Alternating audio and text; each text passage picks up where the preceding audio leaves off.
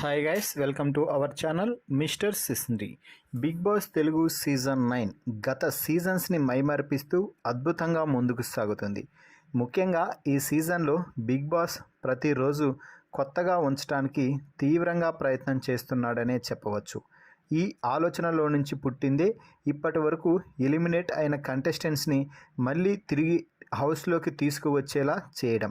అలాగే రీఎంట్రీలో లోపలికి వచ్చిన ఎలిమినేటెడ్ కంటెస్టెంట్స్ అందరూ కూడా ఈ వీక్ మొత్తం బిగ్ బాస్ హౌస్లోనే ఉండబోతున్నారు. ఇక ఇదిలా ఉంటే ఈ సమయంలోనే బిగ్ బాస్ అగ్గికి ఆజ్యం పోస్తూ మరింత అగ్గి పెట్టాలి అని 8వ వారం నామినేషన్స్కి అయితే తెరలేపడం జరిగింది.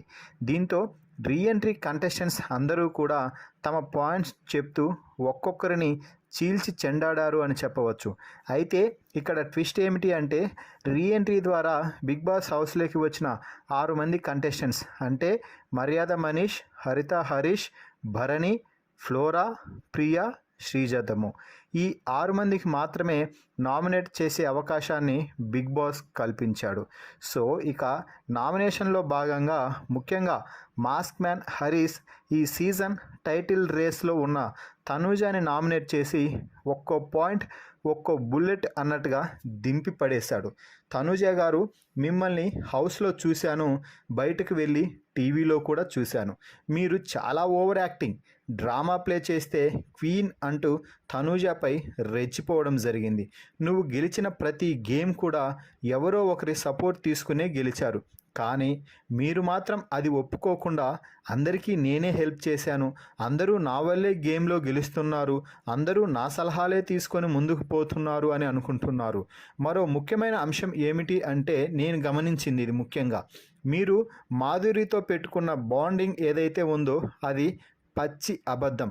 మాధురితో ఏం మాట్లాడారు, ఆమె వెనుక ఏం మాట్లాడారో అంతా క్లియర్ కట్గా చూసాం.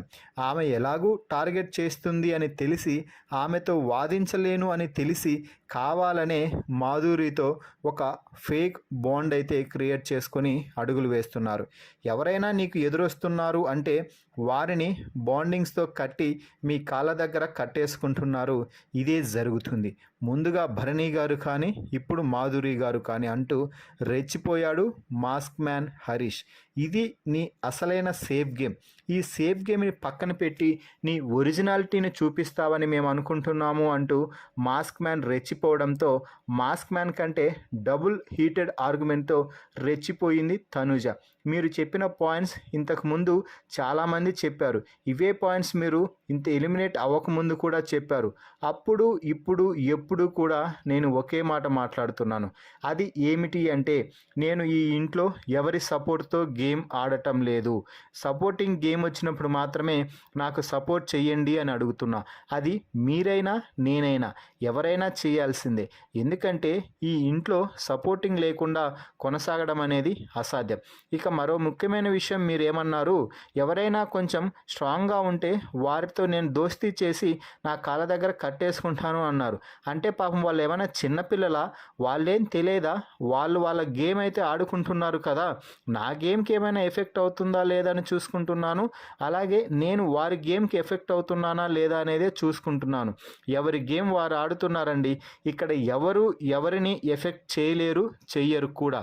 అలా ఎఫెక్ట్ అయ్యేవారైతే ఇంతవరకు వచ్చేవారు కాదనేదే నా బలమైన వాదన అంటూ తనూజ అయితే మాస్క్ మ్యాన్కి రివర్స్ అటాక్లో ఇచ్చి పడేసిందనే చెప్పాలి. సో మొత్తంగా రీఎంట్రీ ద్వారా మాస్క్ మ్యాన్ బిగ్ బాస్ హౌస్లోకి ఎంట్రీ ఇచ్చి తనూజని